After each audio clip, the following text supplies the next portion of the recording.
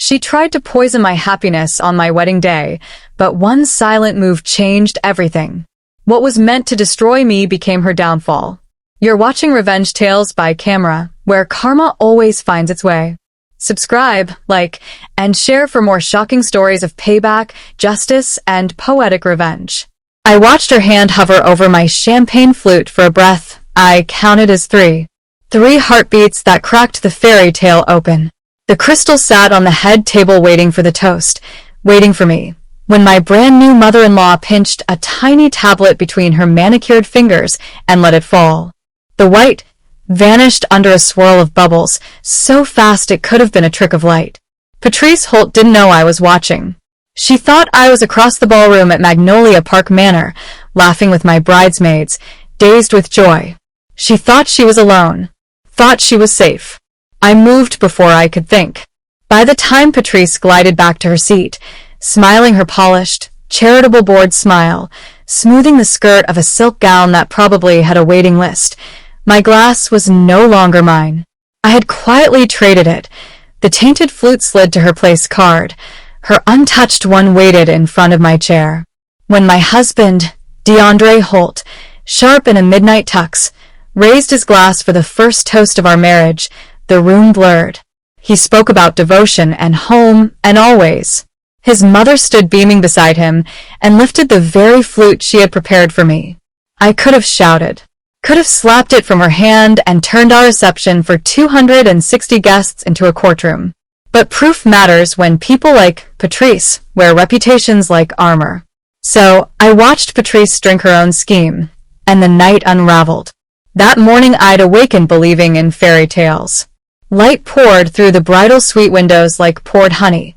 My best friend, Tiana Cole, was already up, hanging my gown, candle ivory with leaf lace sleeves, near the French doors to catch the brightness. "It's here, Nyla," she whispered. "You and Dre, finally." I grinned so hard my cheeks ached. My mother swept in with a tray of chicory coffee and guava pastries, kissed my forehead, and called me her miracle.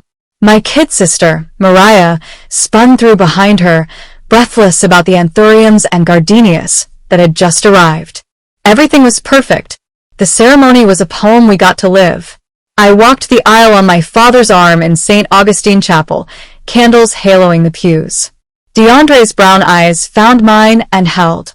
His best man, Rashad, grinned. His younger brother, Jalen, 18 and tripping over his own growth spurt, looked proud and a little lost in formal wear. Patrice dabbed at her eyes in the front row like a woman auditioning for sympathy. Bernard Holt sat beside her, crisp, unreadable. We vowed. We kissed. We floated to a ballroom dripping with crystal chandeliers and floor-to-ceiling windows over manicured lawns. First dance to Forever Mine. My father cried openly. DeAndre swayed with his mother while she wore that tight smile that never reached her eyes. Then the prickle. You know the feeling when your skin senses a storm before your eyes do. I glanced up from joking with Tiana and my cousin Kira and found Patrice watching me, not warm, not welcoming, calculating. When our eyes met, her face reassembled itself into society pleasant, and she tipped her glass toward me like a blessing. "Hey, you good?" Tiana squeezed my elbow. "Totally," I lied. Patrice had never wanted me. From the first brunch, she'd been cool and surgical, probing questions about my family, my public school teaching job, my ambitions. Suggestions that DeAndre was very young with so much horizon. During planning, she tried to swap our venue, my dress, our guest list, my choices. I held my ground. She yielded with a smile like a winter window, clear and cold. "Toast time in 5, Mariah sang, handing me a fresh flute. The catering staff had lined them up at the head table earlier, one for each speaker and each parent. I set my glass down, slipped away to check my lipstick, and returned as the DJ asked folks to find their seats. That's when I saw Patrice at the head table, alone, head tilted toward the line of glasses. Her shoulders flicked left, right. Her hand dipped. A white mote fell. Third flute from the left, mine. I went cold and very, very calm. In the span of a breath, I crossed the room, lifted the third flute, slid it to Patrice's place card, and replaced it with hers. My pulse hammered in my ears. The DJ's voice boomed, chair scraped, laughter rolled. I took my seat. DeAndre's fingers found mine. You ready, New York? I nodded, throat dry. My father spoke first and made the room laugh cry. My mother followed with a hymn to partnership. Rashad cracked jokes about DeAndre's college days. The room glowed. Then Patrice rose. She held the glass. She looked flawless. Today, she said, is the joining of two families. Her gaze brushed DeAndre with something like genuine love and slid over me with frost under velvet. Nyla, she said, making my name sound like a borrowed coat. Welcome. She lifted her glass. The room echoed. To the bride and groom. We drank. I wet my lips and set the flute down. Patrice swallowed deep. Her smile sharpened. For a beat, nothing. Then her blink slowed. Her hand drifted to her temple. The ground under her steadiness tilted. Bernard touched her elbow. Patrice? I'm wonderful, she announced too loud. Laughter bubbled from her like a shaken bottle. Heads turned. Everybody dance, she yelped, kicking off heels and sprinting to the floor. A slow song played. She thrashed to a rhythm only she could hear. Phones rose like a field of metallic flowers. Light flashed. Gasps. A scream when she pivoted to the cake and raked a fist through the bottom tier, icing streaking her face like war paint. Chaos. Bernard and DeAndre lunged. Guests surged. Cameras fed the internet a feast. Patrice slid down the satin of her own dress onto a drift of crushed sugar flowers, giggling then fading, eyes rolling. Sirens. Paramedics. A stretcher. The ballroom looked like a ruined palace. DeAndre stood in frosting, shaking. I walked to him on trembling legs, a new wife under a chandelier of shattered illusions. Somewhere deep inside a quiet voice said, "She planned it for you." And somewhere just as deep another whispered back, "Now everyone will see." The emergency room smelled like bleach and burnt coffee. I sat between my mother and DeAndre in my wedding dress, lace turning from dream to costume by the minute. Bernard had vanished behind a door with Patrice. Jalen rubbed his palms on his knees and stared hard at the floor. A doctor finally appeared. Family of Patrice Holt. Bernard materialized, face drained. How is she? Stable, the doctor said, glancing at a clipboard. We ran talk screens. She has a significant amount of clonazepam in her system. Rough estimate, 20 milligrams. Does she have a prescription? No, Bernard said. She barely takes multivitamins. The doctor's eyes lifted. Then someone gave it to her, or she took it without a prescription. DeAndre's gaze found me. Nyla, you were near the head table. Did you see anything? The truth pressed at my teeth. I was terrified of the shape it would make in the air. But lies wrought marriages, and we were only hours old. I saw Patrice at the flutes, I said, my voice steadying as I spoke. She checked the place cards, dropped a white pill into mine, and walked away. I switched our glasses. Silence fell like a gavel. Bernard went scarlet. You expect us to believe. I'm telling you what happened. You let her drink it, he barked. She prepared it for me. I snapped, the heat finally breaking through the fear. What did you want me to swallow it and perform a meltdown for her guests? The doctor cleared his throat. If you believe a crime occurred, the hospital is obligated to notify the police. They did. Detective Layla Whitaker visited my apartment the next morning. Compact, 40-ish, eyes that missed nothing. She took notes as I described every detail, the angle of Patrice's wrist, the exact flute position, the switch. Venue, she asked. Magnolia Park Manor, I said. Cameras? Everywhere, I said, and hope flickered. Hours later DeAndre called. His voice was flat. The police questioned my mother. She denies everything. Of course she does. The footage. They're pulling it, he said. I'm staying at Rashad's for a couple days. The words hit like a body blow. We were supposed to be on a plane tomorrow, I whispered. My mother is in a hospital bed and our reception is viral, he said. My wife says my mother tried to drug her. I need space. He hung up before I could say that space was what Patrice fed on. 3 days crawled past on raw nerves and bad sleep. The call finally came. Detective Whitaker asked us to meet at the precinct. When I arrived, DeAndre was already there with Bernard and, bless him, Jalen, who wouldn't stop wringing his hands. Whitaker opened a laptop and pressed play. A wide shot of the head table. Empty. Then Patrice entered frame. She glanced around, reached into her clutch, leaned, and hovered precisely over the flute marked with my place card. Her fingers opened. The camera caught a pale speck dropping through bubbles. She scanned again, turned, and exited. 2 minutes later, I appeared. I studied the line, swapped the flutes, and left. Whitaker paused on Patrice's hand over my name. She read the card. The detective said evenly. She wasn't confused. Bernard tried one last lifeline. Maybe it was something harmless? A supplement? She's under stress. Hospital report says clonazepam, Whitaker said.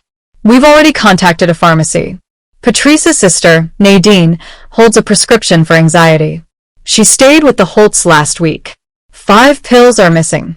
DeAndre stood abruptly, chair legs screeching. He walked to the corner, braced both palms against the wall, and shook. I wanted to go to him. I didn't know if I was allowed anymore. What happens now? Bernard asked, voice cracked. We'll file charges, attempted poisoning and reckless endangerment, Whitaker said. She can turn herself in. DeAndre turned around, devastated and furious and broken. You were right, he said to me, each word a confession and an apology. God, Nyla, you were right. He didn't stay at Rashad's that night. Patrice surrendered the next morning in a navy sheath and pearls, escorted by a defense attorney with television teeth named Conrad Dupree. She was booked and out on $35,000 bail in under 3 hours. A judge ordered no contact with me. Cameras feasted anyway, replaying the reception chaos, freezing my face mid-shock, turning our private ruin into public spectacle. My phone rang until I powered it off. Reporters staked out the school where I taught. The principal, strained but kind, suggested a paid leave until the storm moves on. The storm did not move. It sat. Blogs called me a liar. Gossip accounts floated theories. The video of Patrice skating across the dance floor with icing on her cheek racked up 1.4 million views in a day. Dupree worked the press. My client is a devoted mother with decades of service, he purred on local news. We caution against snap judgments based on grainy footage and an understandably emotional young bride.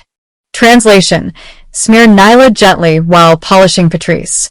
I threw a cushion at the TV. DeAndre caught it, sat beside me, and laced his fingers through mine. He's doing his job, he said. We'll do ours. We tell the truth. The preliminary hearing 2 weeks later was surgical.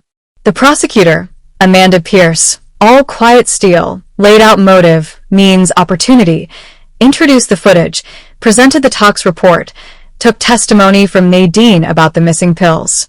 Dupree argued Patrice had been managing nerves, had confused glasses, had suffered an unfortunate accident. The judge sent it to trial. Amanda prepared me for war. He'll say you're vindictive, she warned. He'll argue you switched the flutes to humiliate her. You answer only what's asked. No flares.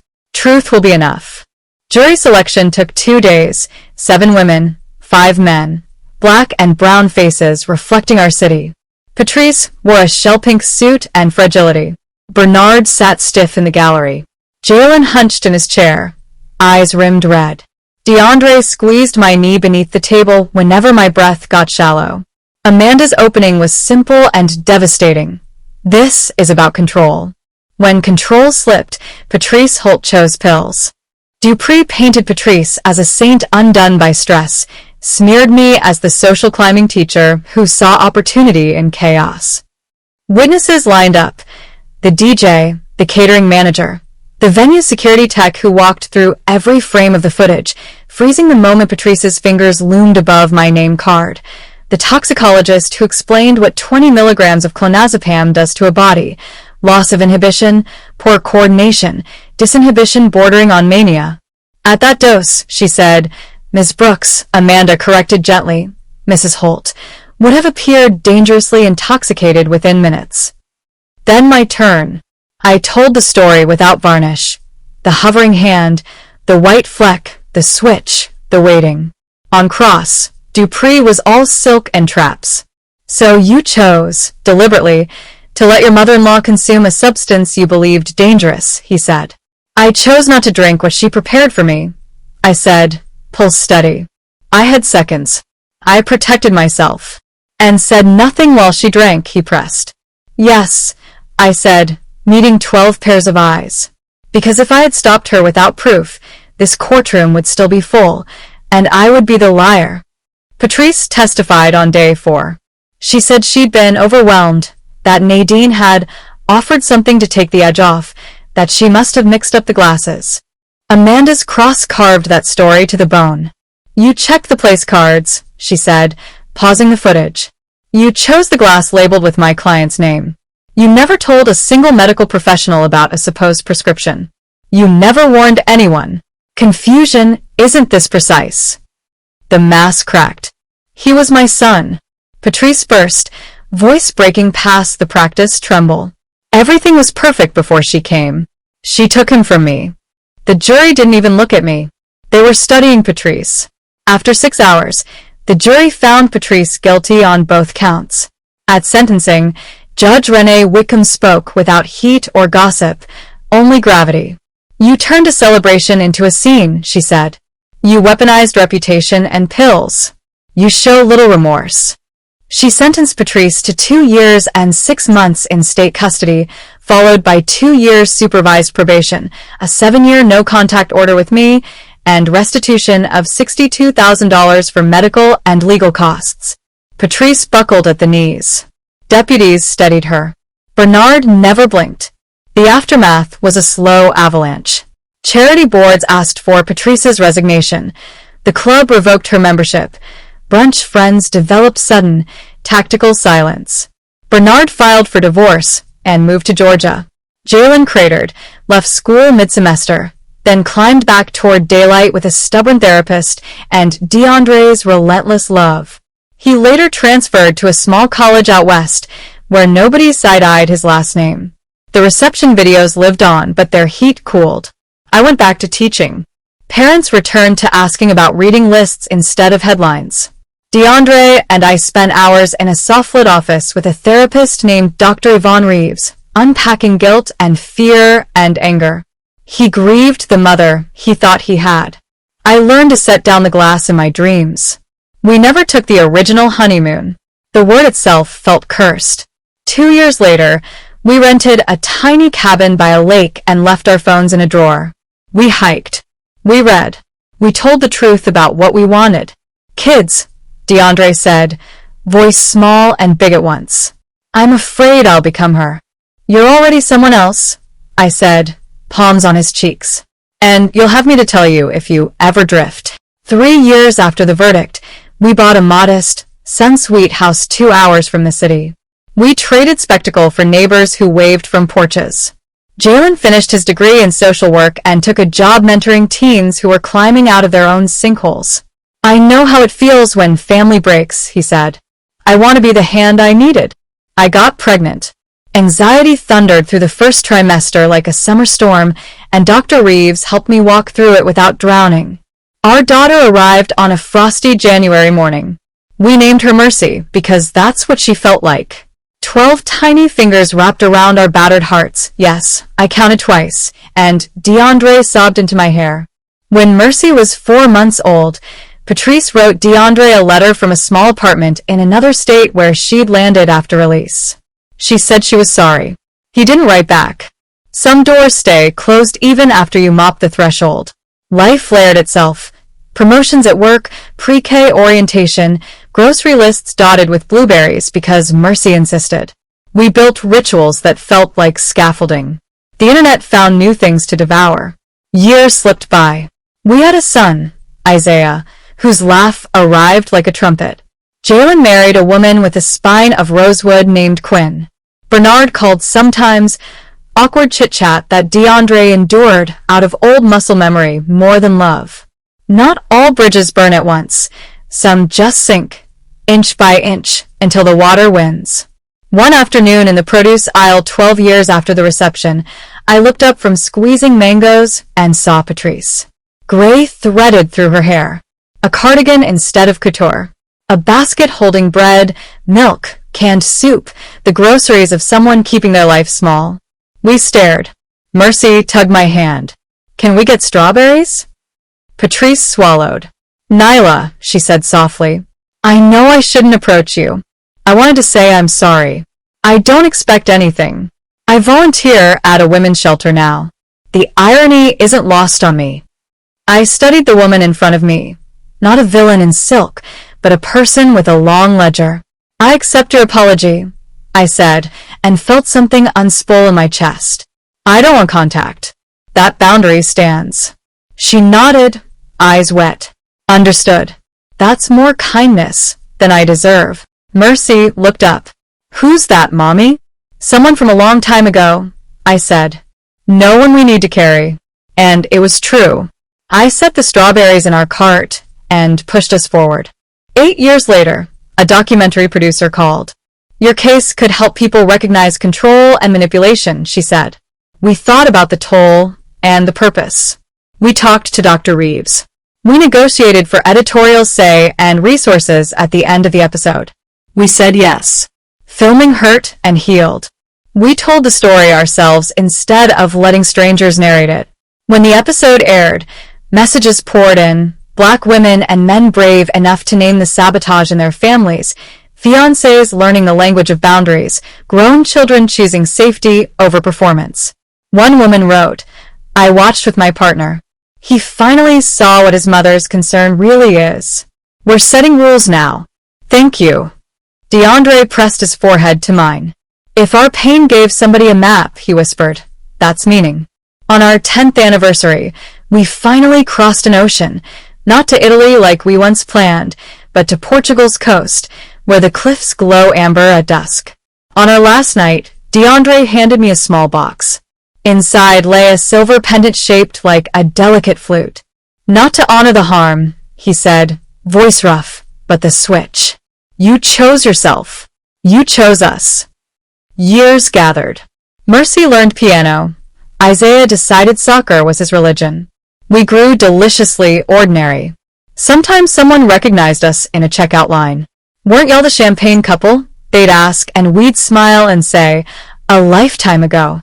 On our 25th, we renewed our vows. Nothing sprawling, just the people who held our rope when we dangled. Mercy and Isaiah flanked us, taller than me now.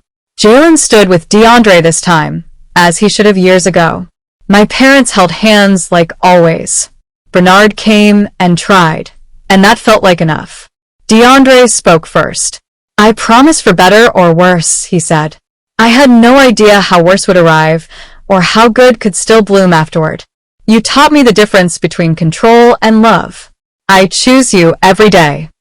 When it was my turn, I looked at the people we had built from ash and ache. When I saw that pill fall, I could have stayed quiet, I said. Instead, I trusted myself. That choice saved me then, and keeps saving me now. Thank you for building a life with me that no storm can swallow. We raised our glasses. No tremor. No second-guessing. To 25, I said. To boundaries is love. To family chosen and cherished. To second chances. To joy that can't be stolen. We drank. It tasted like victory. People sometimes ask whether I wish that night had never happened. I wish Patrice had never made that choice. I wish our reception weren't a cautionary meme. I wish we hadn't spent years repairing what control tried to break. But wishing can't rewrite a past that forged us. What I keep is the lesson. My instincts are not a nuisance. They're a compass.